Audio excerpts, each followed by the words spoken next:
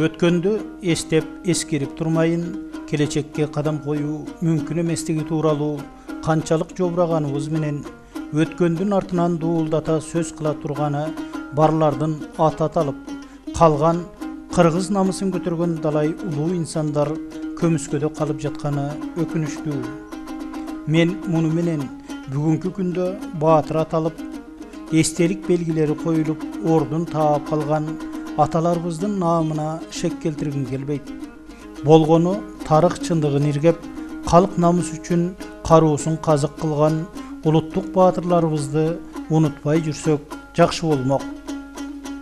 Мына ошондой эр азаматтардын бири кыргыз тарыхында өчпөс из калтырып кеткен, өз кезегинде куну кокон кандыгына барабар болгон тарыхый инсан Мамыр Баатыр Мерген уулу.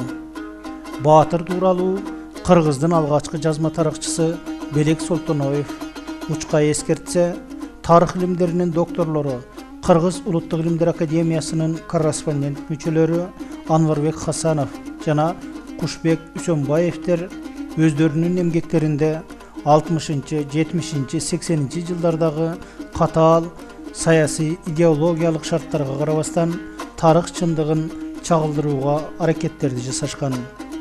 Тарыхчылардын кийинки мууну ошол устаттарынын жолун жолдоп, алардын калтырган материалдарынын негизинде тарых боюнча окуу китептерге Мамыр тууралуу учкай маалыматтарды киргизишкендигин айта кетпесек жарашпас.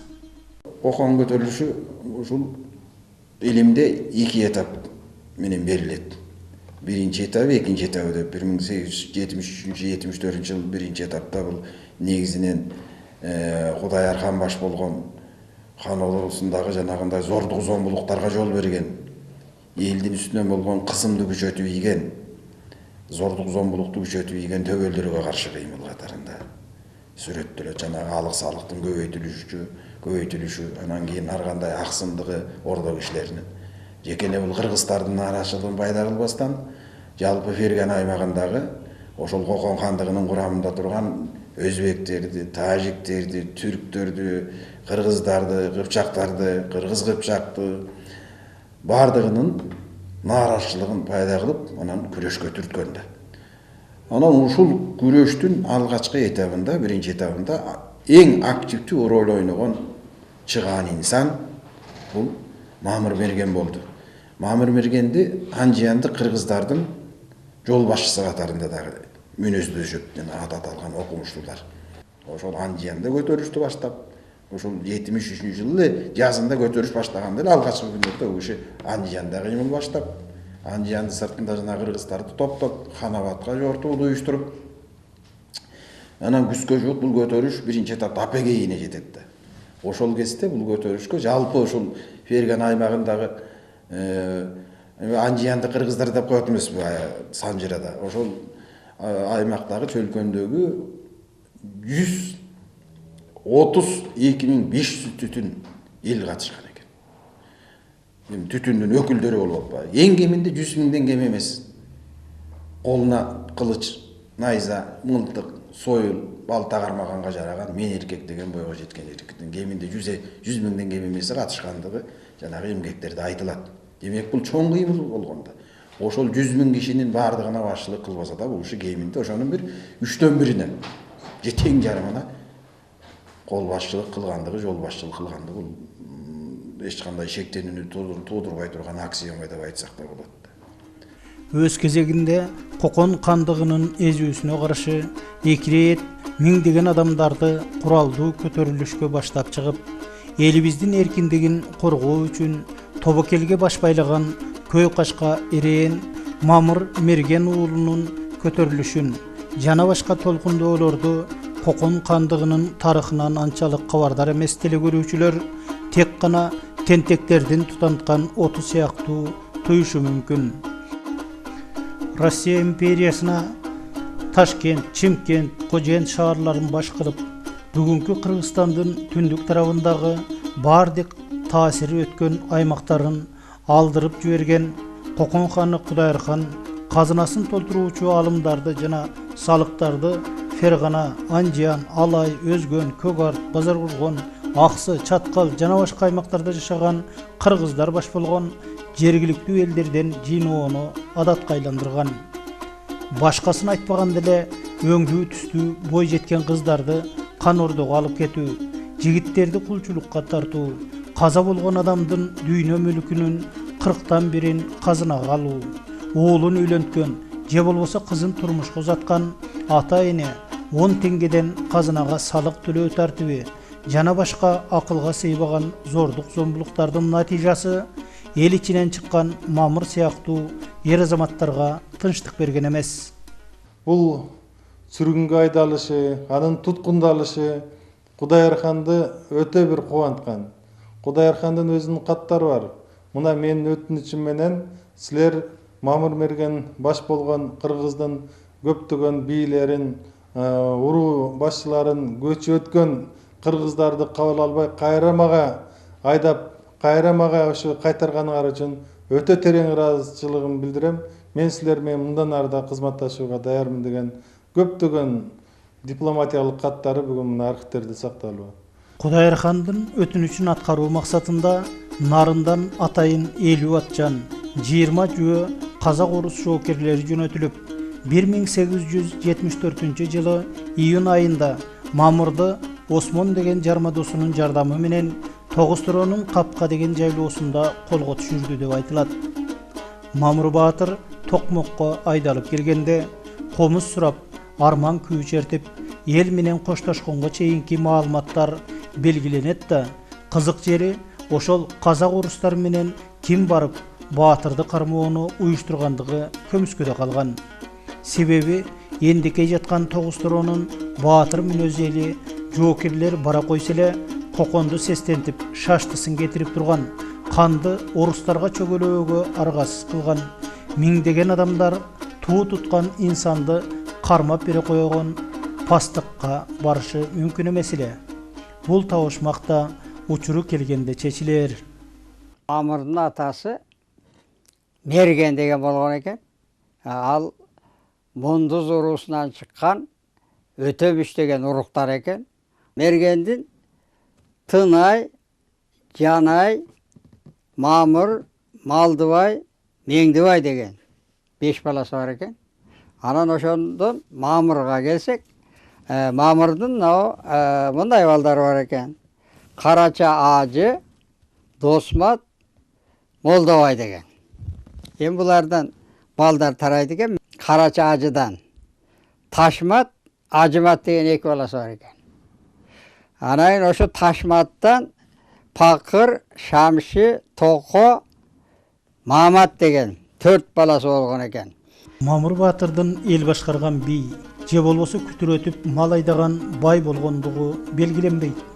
Кечээги 90-жылдардын акырына чейин көк тиреп турган Мамырдын тиректери аталган бактырактар анын жай жашоодо багбан, дыйкан, оокатына тың адам болгондугун айгинелейт. Бул тарыхый фактылар элдик санжарларда дагы, тарыхый булактарда дагы чагылдырганда, бирок бүгүнкү күнгө чейин негедир Мамыр мерген уулу жөнүндөгү атайын тарыхый изилдөөлөр жок эсек жаңылышпайбыз да.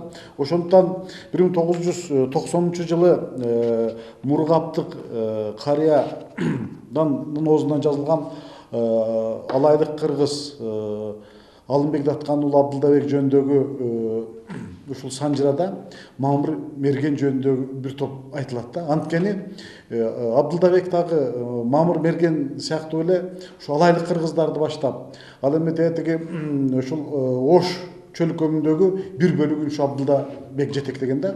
Ал эми Анжан кыргыздарын баштап, Базары Коргон, Нокен чөлкөмүндөгү кыргыздардын жетекчиси Мамыр мерген болгон да.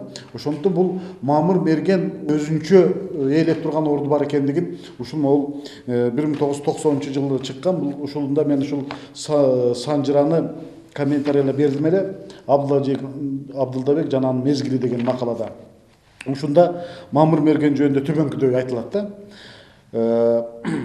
Тилде калкан кийинип деп, жоо дегенде сүйүнүп, эң кейишти эр сайып, экөөдү катмар тең сайып, баатыр Мамыр баш болуп, айтса көңүл каш болуп, орокчусун чогултуп, мисрат берсе алам деп, Азим шаар Коконго канылашкар болом деп, файтакка минем деп, улуулугун билгизип, арет үчүн чел байлап, ак бозатка пар байлап аттанган жөнүндө жазат да. Лепсинск уездинде өзүнүн оор турмушун өткөрүп, ал жерде же иштегенге иш, күн өткөрөргө ал жерде эркин жүргөн адамга өтө кыйын болгон.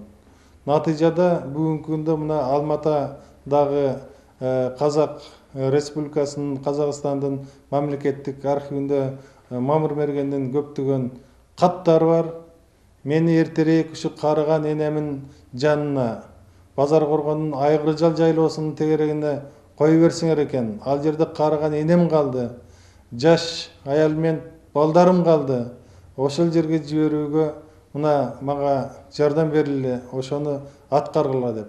Көптөгөн кат алуучулардын натыйжасында Мамыр Мерген 1877 жылдын аягында өзүнүн жерине, мекенине көчүрүлөт, которулат, бирок падышалык администрациянын өтө бир катуу көзөмөлүнө алынуу менен. Мындайча айтканда бүгүнкү күндө үй камагына алынуу менен көчүрүлөт.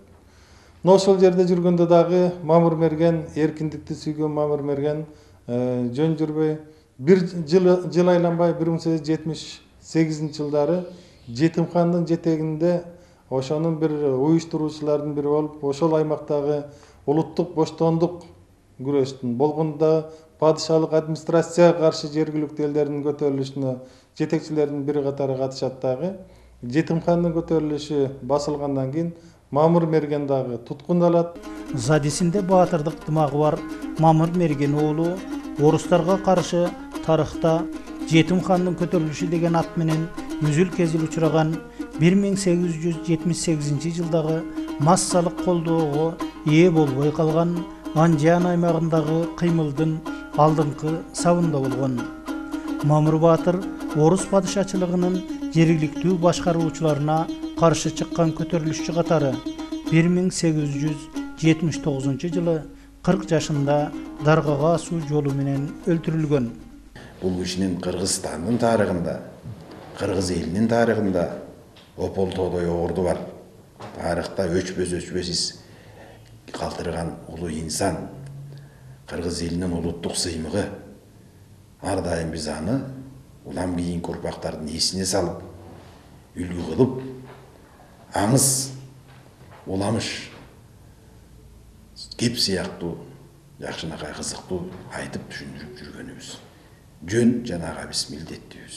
Санжырачы Абдышарип Тургунбаевдин айтуусу боюнча, Мамыр баатырды Анжандын базарында падышалык Россиянын жергиликтүү башкаруучуларынын буйругу менен даргага асып, сөөгүн шаардын бир постун деген жерине көмдүрүп, жоокерлерге кайтарткан.